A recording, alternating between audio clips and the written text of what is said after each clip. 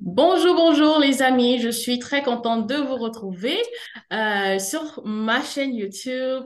C'est un plaisir et vous savez quoi, aujourd'hui c'est un jour encore spécial. Moi j'aime les jours d'interview parce que au-delà de l'information que je peux vous produire, c'est l'occasion d'apprendre de quelqu'un d'autre, de l'expérience de quelqu'un d'autre.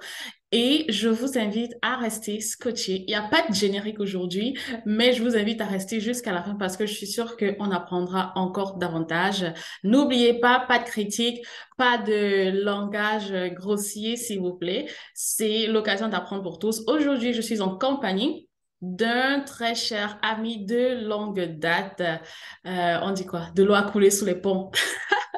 Bon, Moi, je vais dire Joseph, mais je vais lui laisser le soin de se présenter. Bonjour Joseph, comment tu vas? bonjour Daniel. Bon, moi c'est Joseph, comme vous le voyez très bien. C'est un Ok. petit soutien. Donc, ouais, je suis d'origine camerounaise. Je crois que ça c'est assez évident quand même. Et actuellement en France. Bon, Ok, manière parfait. bref, c'est ça. Ok, donc je l'ai invité sur, j'ai pas envie de dire plateau, là on n'est pas encore au niveau du plateau, mais bon, Ça arrive. parce que j'aimerais bien qu'on parle de son expérience. Il a fait pas mal quelques pays et ça rejoint notre point sur l'immigration et ouais, son parcours m'a quand même assez intéressée. J'aimerais bien qu'on en parle. Alors, Joseph, est-ce que tu veux qu'on entre directement dans le sujet? Et allons dans le vif du sujet. Ok, parfait. Alors, on va commencer par l'Ukraine. Bon, je veux dire, comme moi, je voyageais, je savais qu'il était en Ukraine. Donc, parlons de l'Ukraine. Déjà, comment était ta vie en Ukraine? Bon, ok. Bon, déjà, il faut peut-être commencer par la genèse. Hein? Donc, j'étudiais à Boyal, comme beaucoup d'entre nous, Oui. avant que la guerre n'éclate, entre guillemets, la première de l'histoire, en fait. Et voilà, je me suis retrouvé en Ukraine. Bon, si des gens se posent la question pourquoi l'Ukraine exactement, parce que ça c'est une question générique qui revient assez souvent. Pourquoi Ouais. l'Ukraine, pourquoi pas un autre pays? En fait, c'est parce qu'à ce moment-là, le visa était beaucoup plus simple à obtenir que d'autres pays, quoi. Et au niveau des coûts, c'était plutôt avantageux. Mhm. Donc, une fois arrivé en Ukraine, ouais, la vie de manière générale était pas mal, assez calme. Beaucoup de gens se plaignaient de racisme, en fait. Ils parlaient beaucoup de racisme en Ukraine, en Russie, etc. Mais bon, d'entrée de jeu, je peux quand même dire que bon, niveau racisme entre l'Ukraine et la Russie, c'était moins brutal, je dirais, quand même. Donc, ouais, c'était un pays comme un autre, hein. Quand tu es étudiant étranger, tu arrives, tout est nouveau, la langue est nouvelle, la culture, même la nutrition, au niveau de la nutrition aussi, c'est très différent. Mais sinon, une fois imprégné, bah, c'est la routine, quoi. Tu te lèves le matin, tu te prépares, tu vas à l'UNIF, tu finis, tu rentres, tranquille. Bon, en Ok. dehors du climat qui est comme, un peu comme au Canada, mais sinon, on Ouais, s'habitue. c'est le petit frère de la Russie, là. Ben, comme moi, ce qui m'a toujours intrigué en Ukraine que j'ai entendu, parce que Oui, j'ai pas vécu là-bas, c'est que c'est comme faut vraiment que les parents te soutiennent jusqu'à la fin. C'est ce qui oui. m'a toujours un peu rendue réticente. Et c'est ça. Mais quand même s'ils te soutiennent, est-ce que tu dirais que par rapport au niveau de vie de nos pays africains, est-ce que tu dirais que c'était quand même assez difficile? C'était très cher pour qu'un Hmm, parent te soutienne jusqu'à la fin de tes études? bon, pour être franc, c'est pas une mince affaire parce que déjà pour aller en Ukraine, il te fallait un budget d'à peu près, bon, allez, un programme d'ingénierie, 3 millions et demi. Hmm. Ça Par inclut juste la année, je sais scolarité. pas. Oui. Non, ça, c'est la première année, en fait. La première année coûte cher. Tu vas payer la scolarité, tu vas payer ton logement universitaire. Une année, tout ce qui est assurance, des petites dépenses comme ça. Donc, tu dois compter au moins 3 millions et demi pour la première année. À partir de la deuxième année, bon, tu tournes beaucoup plus autour de 1,5 million, 2 millions. Si tu n'es pas extravagant, du genre, tu veux un appartement luxueux, tu vois, ou tu fais la fête tous les week-ends, c'est décent. Par contre, ceux qui sont en médecine, oui, ça c'est assez lourd parce qu'ils sont dans facile 5 millions par an Mhm. sur 6 ans. Donc ça, c'était déjà autre chose. OK. Donc oui, c'est très important. S'il fallait aller en Ukraine, c'était très important d'avoir le soutien des parents au minimum 2 ans. Mhm. Minimum. Et c'était pas comme ici au Canada, par exemple, pour trouver des jobs pour Non, étudiants, c'est pas non. très À facile. vrai dire, le système de l'Est, je vais dire de l'Est parce que de manière générale, c'est pareil dans presque tous ces pays. Ukraine, Ouais. Russie, Estonie, etc. Bien que l'Estonie soit dans le Schengen, etc., mais c'est quasiment la même chose. De ce côté-là, pour trouver un travail, c'est assez compliqué. Les jobs qui étaient les plus récurrents, c'était call center. Je crois que ça, c'est partout. Sauf que la rémunération ne suit pas. Parce que vous allez travailler 10-12 heures par jour pour $300 le mois. 300-350 $ le mois. Tu vois? Mhm. Donc, ça te paye à peine ton loyer, quoi. Ouais. Ouais. Ah, Donc, ok.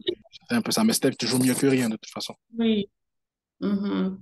Ben, bon à savoir. C'est sûr que les gens vont dire maintenant, allez, à la poubelle. On n'a plus besoin.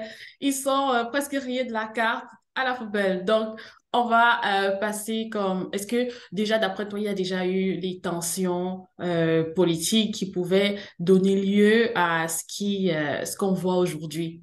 Oui, ouf, déjà, ça avait commencé en 2014, bien avant même que je m'y rende. Donc, c'est vrai, il faut quand même le mentionner. Quand je suis arrivé en Ukraine, la ville dans laquelle j'ai résidé, à Kharkiv, les tensions ne se faisaient pas vraiment ressentir, en fait. C'était... Tout le monde vivait une vie normale. Mhm. Ouais, tu pouvais pas savoir qu'il y avait une partie du pays qui était en guerre ou quoi que ce soit. C'était vraiment localisé. Donc, quand on parlait du Donbass, en fait, c'était vraiment juste dans le Donbass. Mhm. Et le reste des villes, ben, vivaient leur vie tranquille, peinade, pas de bruit de canon, de feu. Même au niveau du journal, hein, on en parlait très peu. Donc, ouais, c'était vraiment... En fait, pour nous, il n'y avait pas de guerre à ce moment-là. Ouais. C'est ça, surtout que ça se faisait pas ressentir de votre Tout à fait. côté Oui. et tout. OK. Et maintenant, au moment où ça éclate, comment est-ce que toi tu vis l'affaire? Et je veux dire, relate-nous un peu cette partie-là. Là, c'est vraiment toute une histoire, en fait. Bon, par où est-ce que je vais commencer? Parce qu'il faut que ça reste Essaye de intéressant. résumer. Ouais, justement, il faut que ce soit très, très Ouais. court.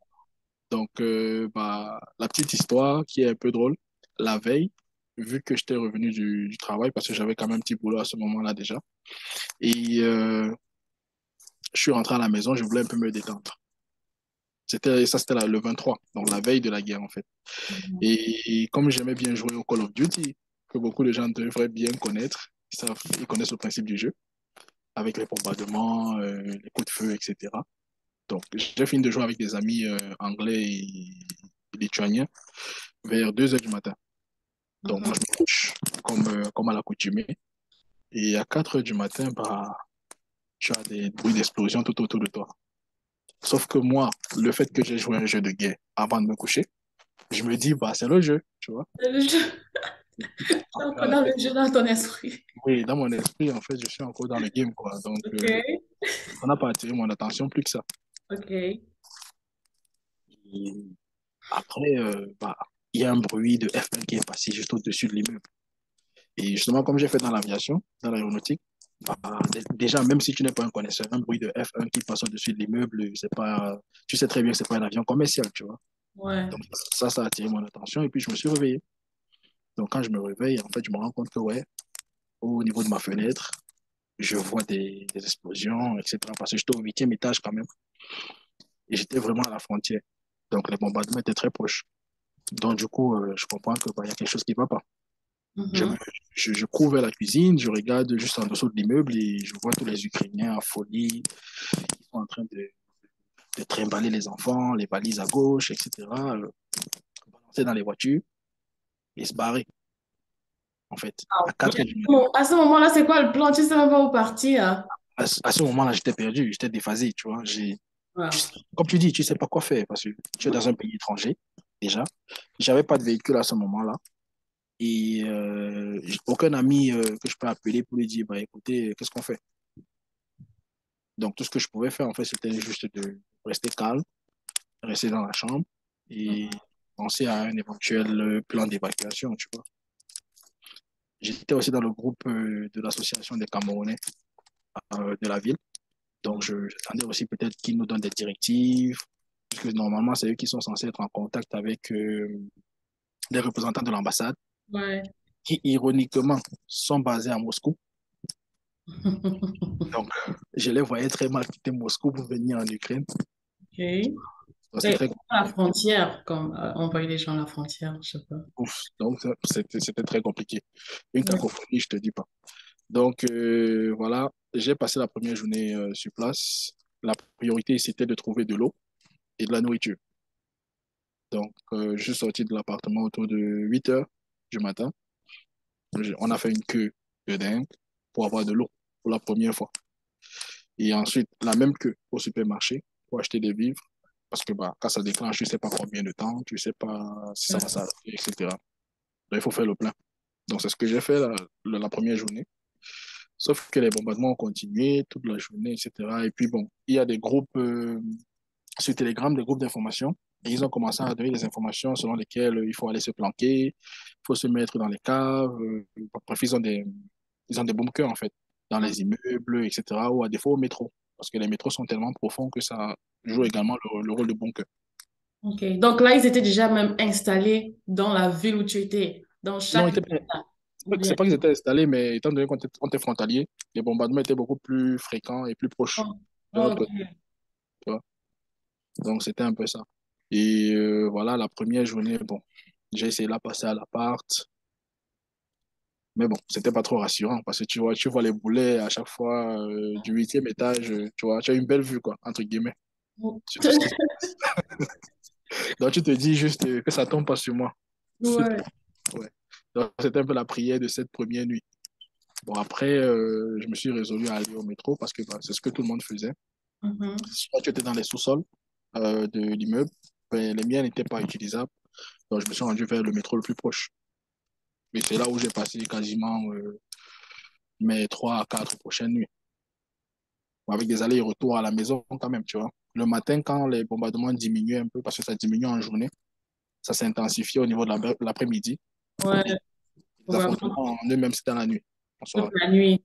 Il y a Ouais, trop de mauvaises choses la nuit. jour. Donc, ouais, c'était un peu ça. Et puis, bah, il fallait réfléchir à un plan. Il y a des gens qui se sont rendus vers les frontières de l'autre côté, à l'opposé. Tu vois, polonaise, hongroise, si je me rappelle bien, ce genre de truc. Et Mhm. il y avait des rumeurs selon lesquelles tout le monde pouvait traverser la frontière. Donc, j'ai commencé à analyser la situation et je me suis dit, bah, pourquoi pas essayer ou au moins quitter la ville, tu vois. Mais bon, même jusque-là, je n'étais pas vraiment résolu à quitter mon logement parce que bah, c'était chez moi, tu vois. Mhm. J'étais chez moi et je me disais, ça va se calmer. C'est une tentative d'intimidation. Après une semaine ou deux, il n'y aura plus rien, quoi. Ouais. Donc, malheureusement, ça ne s'est pas passé comme ça. Mais surtout quand t'es pas chez toi, parce que peut-être les Ukrainiens même, ils savent que, comme ils avaient déjà un peu peut-être d'expérience, que non, là, c'est trop sérieux. Les premiers qui sont vite partis, là, peut-être ils savaient déjà. Les Ukrainiens étaient préparés. Ouais. Et oui, quand je les ai vus, j'ai compris qu'ils étaient préparés. Ils avaient déjà des valises bien faites, Mhm. tout équipé. Donc, en fait, nous étions les derniers quoi, à réaliser ce Mhm. qui s'est passé. Mais bon, en même temps, on avait l'espoir que c'était vraiment une tentative d'intimidation de la part de la Russie et tout. Mais Ouais. après le discours du président ukrainien, qui a exhorté tout le monde à prendre des armes, etc. Bon, j'ai compris qu'en fait, c'est mort, quoi. Ouais. On va entrer dans un conflit en bonne et due forme. Et en Ouais. plus, j'ai un missile qui est tombé à côté de chez moi, pas très loin, à quelques pâtés de maison. Donc, dans la soirée, j'ai vu les météos dans le ciel, je me suis dit non, je reste pas. Ça vaut pas la peine, tu vois. Ouais. C'est mieux au moins d'aller du côté de l'ouest, Mhm. à se réfugier dans une autre ville là-bas. Ce sera toujours mieux, quoi. Et c'est ce que j'ai fait. Et juste en passant, tous tes amis camerounais ou africains avec qui tu es en contact, ils ont rien eu de grave. Bon, déjà, je n'en avais pas des masses, mais les quelques-uns que j'ai eus, la plupart étaient partis bien avant moi. Et les quelques deux, trois qui restaient, bon, Je crois qu'ils sont partis, quoi, quelques heures après moi, tout juste. OK. Donc, ça fait qu'on est rendu à combien de semaines Bon, après? là, c'était tout juste une semaine, quoi. OK. Que toi aussi, t'es parti quand même Ouais, difficilement. ouais. OK. Et après, comme la première fois que tu quittes le territoire ukrainien, c'est pour la France direct ou... Déjà, c'était un long voyage parce que de ma ville, qui est du côté de la Russie, à l'autre bout du pays, c'était quasiment une journée en train, avec des arrêts à la capitale, un arrêt de près de 5 heures parce que justement, il y avait des bombardements, des chars dans la ville, etc. Donc, il a fallu s'arrêter quelques heures pour éviter Mhm. justement de couper, tu vois, d'une bombe perdue ou quelque chose comme ça. Donc, Ouais. ça m'a pris une journée pour arriver du côté de Lviv, qui est à l'ouest. Et bah, de là, je me suis dit, bon, déjà, on va essayer de sortir du pays. Ouais. Je sais pas pourquoi, mais Que à ce les moment-là, avions sortaient pas, je non, suppose. non, il y avait déjà plus d'avions. À ce moment-là, Ouais. dès le premier jour, en fait, oui, c'était déjà impossible d'utiliser. L'espace aérien était déjà bloqué. Mhm. Donc, c'était soit la Pologne, soit la Hongrie, soit, si je me rappelle bien, je sais plus si c'est la Bulgarie ou, bref, un des pays voisins aussi, ou la République tchèque, je me rappelle plus. Donc, moi, j'ai opté pour la Pologne, intuition, je sais pas pourquoi. Mais malheureusement, c'était aussi l'une des frontières les plus difficiles à traverser. Ouais, d'après ce que j'ai entendu, parce que les gens, justement, la visaient trop. Ouais. Déjà comme camp de réfugiés, là. Elle était prisée, oui. En fait, les frontières polonaises étaient très prisées.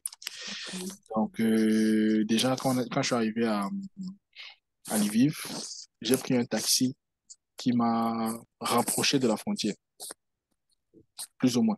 Il m'a rapproché de la frontière et il m'a laissé à quelques 30 kilomètres de la frontière. Donc, c'est là que le périple a commencé. Parce qu'il fallait se taper 30 bornes à pied dans un blizzard à moins 15 degrés, Waouh. avec deux gros sacs à trimballer. Donc, tu imagines. Et encore, heureusement, c'était juste des sacs parce que si j'avais pris des valises, déjà, j'aurais même pas pu les transporter dans le train. C'était Attends, non. Là, c'est juste genre, quand tu t'arrêtes là, juste quelques habits dont tu peux avoir besoin, c'est ce qu'il faut faire. Et encore, c'était même pas des habits, c'était des documents importants C'est ça, et quelques, quelques vivres, si on peut dire, tu vois. Dans les vêtements, en fait, je n'avais que ce que j'avais sur moi et peut-être un ou deux survêtements, c'est tout. Et pendant au moins tout ce périple-là, jusqu'à ce que tu te rendes, que tu sois en sécurité, est-ce que tu avais la possibilité de communiquer avec tes parents? Bon, la communication, oui, mais j'ai opté pour une autre technique à ce moment-là. J'ai juste appelé parce qu'ils paniquaient et tout. Je leur Mhm, ai juste dit, bah écoutez, je vous appelle quand j'arrive à destination. Parce qu'en mhm. fait, là, j'étais à 30 kilomètres de la frontière, je m'apprêtais justement à commencer la marche. Oh, wow. Donc, plus le temps de... Et surtout dans le froid, ton niveau de batterie va chuter beaucoup plus rapidement. Oui, Il fallait conserver la batterie au maximum, etc. Donc, il fallait couper le contact complètement. ouais. Je crois, si je me rappelle bien, j'avais éteint le téléphone ou quelque chose comme ça. Et l'allumer, je devais l'allumer uniquement en cas d'urgence. Parce que tu es au milieu de nulle part. Je ne Ouais. connais personne, tu vois. Dans la nuit, il était quoi, 21 heures. Bah, tu sais pas Ah, ce qui peut tu étais se tout passer. seul ou bien il y avait au moins les autres à côté qui Non, marchaient non, aussi? non, dans mon cas, j'étais quasiment tout seul. Mais par contre, il y avait des voitures, déjà à la frontière, oui, il y a des voitures qui faisaient la queue, qui essayaient de sortir, tu vois. Mhm. Ouais, mais bon, j'étais quasiment, Wow. j'étais pas dans un groupe comme la plupart, parce que on a tous vu les vidéos, etc. La plupart, quand même, ils étaient en groupe de 3 4 ou 10 tu vois. Oui, Moi, mes amis, malheureusement ou heureusement pour eux, ils ont quitté l'Ukraine un an avant le début du conflit. ouais, un Un peu. an, 6 mois, oui, 6 mois avant. Donc, du coup, j'étais quasiment tout seul, Wow. C'était quand même risqué, hein, de faire tout le voyage seul. C'était quand même risqué. plus ou moins, oui. Wow. En tout cas, ça, pas à négliger, à écrire, à mettre dans un livre. J'y pense, C'est le j'y genre pense. d'expérience qu'il faut mettre dans un livre. C'est pas du tout à négliger. C'est une expérience de vie, en tout cas. Et justement, quand tu te rends à la frontière, est-ce que tu arrives facilement à te rendre en France? Euh, non, déjà, bon, je ne vais pas ressasser ce que tout le monde connaît déjà. Il y a eu beaucoup de discrimination, racisme, bref, tout le tralala on a pu entendre. Donc, pour traverser la frontière, c'était un vrai combat. Ok. Mais une fois que ça a été fait, bah, on a été conduit dans des villes, dans une ville proche en Pologne, à partir de laquelle je me suis rendu à Varsovie. Et à Varsovie, en fait, j'étais là, à la frontière, j'ai oublié de mentionner. À la frontière, justement, j'ai rencontré un autre Camerounais qui était déjà sur place et un Congolais. Ils ont passé 2 jours dans le froid. C'était affreux. Mais on a bien sympathisé et voilà, on a traversé la frontière ensemble. Nous nous sommes rendus à Varsovie ensemble. On a logé dans un hôtel à Varsovie pendant 2 jours. Et justement, l'un d'entre eux me disait, lui, il sera en France parce que bah, il a quelques connaissances qui pourront peut-être l'orienter ou au moins lui donner un petit logement ou quelque chose, au moins de manière temporaire, quoi. Mhm. Le Congolais, par contre, ils avaient, comment on dit ça? Ils ont reçu l'aide de leur gouvernement. Ils avaient pris des chambres pour eux, etc. Et ceux qui voulaient aller en France, en Angleterre ou dans d'autres pays, bah, ils étaient libres de le faire. Et ceux qui voulaient être rapatriés, bah, ils se faisaient rapatrier. Donc, c'est là qu'on s'est séparés. Et puis, je me suis dit, bon, moi, je connais personne en particulier, que ce soit en Allemagne ou que ce soit en France. Donc, je ne savais pas trop où aller. Mhm. Mais je m'étais dit, en effectuant une analyse logique et pragmatique de la situation, le pays le plus adapté serait peut-être la France. Pourquoi? Parce que le niveau social y est un peu plus développé que d'autres. Donc, Ouais. Surtout c'est qu'il ce y a que, beaucoup d'Africains là-bas. voilà. Surtout qu'en France, bon, la France, déjà, c'est l'Afrique, quoi. C'est déjà l'Afrique. C'est déjà Je l'Afrique. pas que ça sorte de ma bouche. Ils sont déjà colonisés, C'est entre déjà guillemets. l'Afrique. La colonisation à l'envers. Ouais, C'est ça, donc on va aller alors directement à ce qui m'intéresse vraiment, parce que je sais qu'il y a beaucoup de critiques. On ne sait pas si les personnes, si ce sont les personnes aigries parce qu'ils n'ont pas pu voyager ou quoi, on ne sait pas. C'est pas ce que je oui, dis. Ouais, parce que les critiques que j'ai vues autour de cette histoire, c'est genre, pourquoi vous ne rentrez pas dans vos pays? Au lieu de vous mélanger comme ça et souffrir. Donc, moi, je te dis, comment est-ce que tu réponds à cette critique? Pourquoi tu n'as pas fait le choix d'être rapatrié au lieu de chercher encore d'aller dans l'Afrique 2.0? ok. Bon, euh, normalement, pour des gens comme toi et moi, c'est une question qui est, entre guillemets, simple à répondre et qui n'a même pas sa place. Mais venant de personnes, par exemple, qui vivent encore en Afrique, je peux comprendre. Ok. Lorsque tu n'as pas encore fait le sacrifice, ou tes parents, parce qu'il faut bien le dire, tes parents n'ont pas encore fait le sacrifice de sortir une grosse somme d'argent qu'ils ont passé des années à économiser pour investir dans ton éducation afin que tu aies un avenir meilleur, bon, en fait, tout te paraît simple. C'est pour cela que c'est ceux qui le disent, justement, bah, c'est très simple, c'est très facile. Pourquoi est-ce que vous ne rentrez pas? Pourquoi vous acceptez d'être traité de la sorte? C'est plus simple d'être rapatrié. Ouais, mais ce ne sont pas tes parents qui ont dépensé 5 millions, 7 millions, 10 millions dans ton éducation pour que tu aies une vie, entre guillemets, meilleure, c'est-à-dire que tu puisses t'intégrer dans la nouvelle société où tu te trouves, tu puisses trouver un boulot, tu puisses payer tes factures et peut-être en retour, après quelques années, les épauler ou faire de même avec tes cadets, tu vois. Ouais. Donc, il y a ce poids-là déjà sur la plupart des jeunes de la diaspora. Mhm. Ils ont ce poids. La famille s'est sacrifiée. C'est beaucoup d'années d'investissement Oui. pour pouvoir envoyer un seul enfant à l'étranger. Mhm.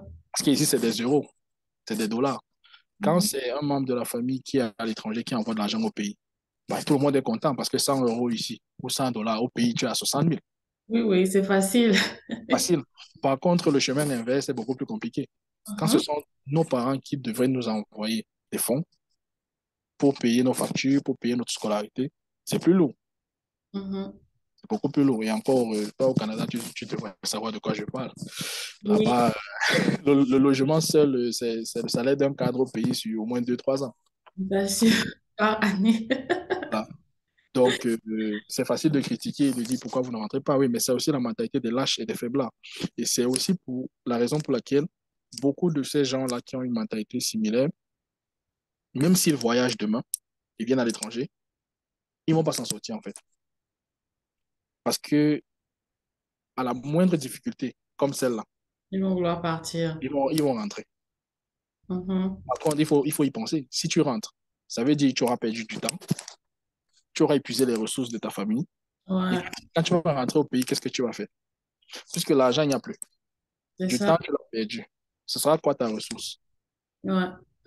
C'est pour cela que la plupart ont décidé de se battre ici, quels que soient les obstacles. Mhm.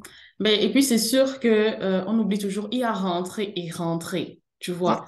Parce que tu peux rentrer, pas en tant que, pas, je veux dire quoi, avec la défaite, ben, si je peux le dire ainsi, Mhm. ou rentrer quand tu es déjà prêt, que tu as Oui, amassé assez de ressources pour aller maintenant un peu comme nos grands frères là et entrer dans ce qui nous conduira peut-être à la next, les Canadiens là, à la next phase. ça c'est Ah, le mot. je t'assure. Parfois, j'oublie même déjà les mots en français. À la phase prochaine Ouais. de notre vidéo, le mouvement Back to Africa. Tu vois un peu. Donc, je pense que c'est mieux de rentrer quand tu es prêt. C'est sûr qu'ils vont dire que tu rentres comme faut rentrer ayant les ressources, pas juste pour devenir, je veux dire, pour dépendre encore des gens ou bien pour chercher du travail, un peu comme les autres. Donc maintenant, si toi, comment est-ce que tu vois le mouvement Back to Africa? Est-ce que tu y penses assez souvent ou c'est vraiment à long terme, c'est pas maintenant? Oui. Bon, déjà, je vais être direct, hein. Il faut que les jeunes, que ce soit en Afrique, que ce soit de la diaspora, le comprennent. Le Mhm. futur, le futur est en Afrique. Le Mhm. futur est en Afrique, ça c'est clair. Parce que on a toujours rêvé de l'Occident, on a rêvé de l'Amérique et tout. Mais de manière, de manière comment je le dirais, pratique, Mhm. il n'y a plus rien ici. Il n'y a plus rien à faire. C'est vrai, il y a beaucoup de gens qui disent oui, mais dans ce cas, rentre et tout. Non, en fait, ce que la diaspora devrait faire ou ce que les Africains devraient avoir en tête, si vous voulez venir en Europe, à l'étranger, c'est pour accumuler des connaissances et de l'expérience. Parce qu'il y a des choses qu'ils ont sur place, qui font depuis des décennies, qui pourraient nous profiter à nous, parce que nous, on ne le fait pas encore. Et Mhm. dans beaucoup de domaines, on ne sait même pas comment les faire ou par où commencer. C'est ce qu'il faudra en fait. Il faudrait que les gens viennent se former, acquièrent de l'expérience et ils rentrent en Afrique pour répliquer. Donc, c'est un peu comme ça que je vois le mouvement Back to Africa. On ne dit pas aux gens ne venez pas en Europe parce que l'Europe c'est dur, l'Europe c'est du racisme, c'est discrimination, c'est ceci. C'est clair, ça, personne ne démentira cela. Mais par contre, c'est aussi beaucoup de connaissances, beaucoup d'expérience, beaucoup, par exemple, une situation comme celle qu'on a vécue, la guerre, etc. Je ne pense pas que quelqu'un en Afrique peut se lever devant moi un jour et me dire, oui, j'ai vu un obus tomber à côté de chez moi. Non, non, tu n'as pas encore vu. Moi, je l'ai vu, tu vois. Et du coup, ma réaction devant une situation similaire, si jamais je me retrouve dans ce cas-là encore, j'espère jamais, sera différente de la tienne, tu vois. Parce que j'ai Mhm. déjà eu cette expérience-là. C'est valable dans tous les domaines. Ouais. Ben, c'est sûr que moi, je garde toujours une pensée comme Sion Yang, je sais pas si je prononce bien, mais elle m'a toujours marqué. Il a dit, il faut que tout le monde qui veut aller ait la possibilité d'aller. On refuse à Oui, personne de traverser. Il faut que toute personne ait la possibilité d'aller, mais garde en tête que tu dois retourner. Donc, c'est oui. comme vraiment, il faut que la route tourne. Garde en C'est tête ça, que tu dois retourner. Ouais, comme tu peux pas t'éterniser là-bas. Mais ouais. ouais, on a besoin des ressources, hein. On a besoin de ressources. Donc, ouais, dernière question pour cette interview. Quel conseil pourrais-tu donner en général à un étudiant étranger, un étranger, quelqu'un qui se retrouve en terre étrangère, en tout cas, un pays qui n'est pas le sien, Oui, peu importe, ben, je vais dire surtout en tant qu'étudiant étranger, parce que ceux qui viennent, par exemple, avec la carte de séjour, on va dire que bon, c'est un peu plus facile pour eux ils n'auront pas à aller à travers beaucoup de tracas parce qu'ils peuvent directement avoir du travail. Donc, on va spécialiser peut-être étudiants étrangers Oui, parce que c'est plus un peu, je veux dire, le statut de mon audience. Ouais. ok. Bah, je crois le conseil qui serait le plus véridique, direct et utile, ce serait de rester focus. Mhm, Rester focus sur l'objectif et ne pas oublier d'où on vient. mhm, Ça, c'est fondamental. Pourquoi? Parce que justement, comme j'étais en Ukraine et tout, même ici, je le vois, il y a beaucoup de jeunes qui arrivent et qui, après quelques semaines, oublient la raison pour laquelle ils sont venus à l'étranger. mhm, mhm. Ils se retrouvent dans des groupes à faire la fête. En Ukraine, ça, c'était historique. J'ai vu des gens dépenser des sommes folles dans des clubs, mais lorsqu'on s'asseyait lors d'un comité pour parler de projet, où il fallait déposer un 50 euros ou un 100 euros, un 50 ou un 100 dollars, il n'y avait plus personne. Mhm. Je te dis, mais qu'est-ce qui ne va pas? La même personne qui a pu dépenser 300, 500 euros le week-end dernier sur des bouteilles de champagne avec des petites ne peut pas contribuer 50 ou 100 euros pour un projet qui pourrait bénéficier à la communauté, Ouais, à son avenir même. bien sûr. Donc, du coup, ils oublient ça, ils négligent les études. C'est vrai, on dit, surtout les gens qui sont dans le milieu de l'entrepreneuriat, on dit l'école, ça sert à rien. Non, faut En nuancer. débattre, en débattre. Il faut nuancer. L'école a son utilité. Mais maintenant, si tu pars chercher un master en sociologie, bon, dans un, Hmm. dans un monde avec l'intelligence artificielle, c'est qu'il y a un problème.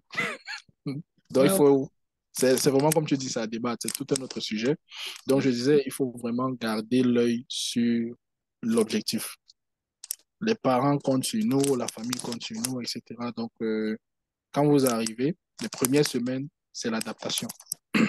L'adaptation d'un étudiant à l'étranger ne doit pas être de plus de 3 mois. Pas plus de 3 mois. Lorsqu'il parle la langue, parce que il faut bien spécifier le contexte. Si tu arrives au Canada, au Québec, ou si tu arrives en France, ton adaptation doit te prendre 3 mois. Ben, je Si tu es, dirais 3 à 6 mois. Je dirais si tu trois es à six paresseux, mois. non, 6 mois derrière ça, si tu es paresseux, il faut qu'on se dise la vérité. À Non, six ça mois, tu es... dépend de la ville. Ça dépend de la ville, honnêtement. Comme moi, j'ai trouvé mon premier job après je dirais entre 3 et 4 mois. Ça Je ne parle dépend. pas encore de job. Non, je ne parle pas encore OK, de job. ça fait partie de l'adaptation. Non, ça fait partie de l'adaptation, mais c'est L'adaptation. comme tu as dit, là, c'est vraiment spécifique OK. au lieu où tu te trouves. Quand je parle d'adaptation ici, je veux dire prendre les bonnes habitudes. OK. C'est-à-dire, si tu te rends compte que je sais pas, je dis n'importe quoi. Un plat que tu as l'habitude de consommer, il coûte 10 euros. Mais par contre, les locaux, ils consomment un plat différent qui leur coûte 5 euros. Ça leur permet d'économiser 5 euros, par exemple. Bah, tu commences à manger comme eux. Hmm. Ça te permet déjà d'économiser, tu vois. Donc, en fait, OK. c'est ce que je veux dire. Il faut que tu prennes rapidement les bonnes habitudes. OK. Pareil avec les transports. Si toi, parce que tu ne connais pas la ville, patati patata, tu prends des taxis, des Uber ici et là, après un mois, ça doit être fini. Tu dois connaître toutes les lignes de métro, toutes les lignes de bus, tu vois, qui vont t'amener du point A au point B, sans que tu n'aies à dépenser une blinde, tu vois. Mhm. Et justement, comme tu as dit, après 6 mois, normalement, bon, tu devrais déjà quand même avoir trouvé un petit boulot Ouais. qui te permet d'avoir des rentrées. Tu devrais déjà établir une stratégie financière pour épargner, pour peut-être des projets futurs, commencer à interagir avec des voisins. On s'en fout. Blanc, noir, violet, canadien, camerounais, chinois. Des gens qui font des choses intéressantes.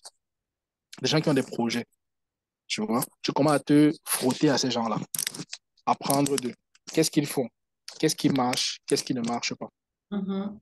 C'est ce que je veux dire par focus. Et bien sûr, ne pas oublier le côté des études. Parce que Ouais. bah, à la fin, de toute façon, ça va toujours jouer. Même moi qui suis ici, le travail que j'ai dégoté, c'est justement à cause de mon diplôme, tu vois. J'avais des compétences dans le domaine, j'ai postulé, etc. Donc, de toute façon, ce sera utile. Même si on a une vision entrepreneuriale, la base, ce sera le salaire. Parce Mhm. qu'une fois que tu as une situation stable et que tu as des rentrées, tu as déjà une première source de revenus, ce Mhm. sera plus simple de multiplier les sources de revenus après. Ouais. Que de rêver et de dire non, moi, je veux ouvrir mon business, je ne veux pas travailler pour quelqu'un. Les gens ne comprennent pas la réalité là ici. C'est pas la même chose. Comme quand je dis je veux travailler, par exemple, le gouvernement canadien, d'abord, ben, pour la situation, ils payent bien. C'est pas comme au pays. Ouais, Comme ils disent, ah non, faut pas rester seulement dans le salariat. C'est bien, mais la réalité ici, elle est différente. C'est pas parce que j'ai vu mes parents travailler dans le gouvernement et je sais que ça peut être un cercle vicieux, ouais, mais c'est vraiment à long terme, hein, le ouais, business. C'est pas, ouais, c'est à long terme. Et c'est étape par étape. ouais, ils comprennent pas vraiment cette réalité-là. Mais en tout cas, je sais que tu as beaucoup de choses à nous dire. Beaucoup. Ouais, c'est pour ça qu'il faut que je sois co-auteur là, hein, tu vois un peu, co-éditrice de ton livre. On va en discuter, t'inquiète. Ah ouais. Donc, dans une, ben, je veux dire quoi, espérant, et je le souhaite, on a beaucoup d'activités, mais Oui, peut-être dans quelques mois encore, je me propose qu'on en discute peut-être je veux dire, système éducatif ou peut-être aussi comme travail, parce que c'est aussi des oui, trucs que je fais comme carrière sur lesquels je me focalise. Ouais, dans le en France, ouais, ou peut-être ce que tu as observé, l'expérience que tu peux avoir. Donc, oui. très prochainement, dans une autre vidéo, j'espère que ce sera fait. On va s'arrêter là pour aujourd'hui. Merci beaucoup d'avoir accepté mon invitation et j'espère que vous avez compris, les amis. Restez abonnés, abonnez-vous et on se retrouve très prochainement dans une nouvelle vidéo. Portez-vous bien et à bientôt. Ciao.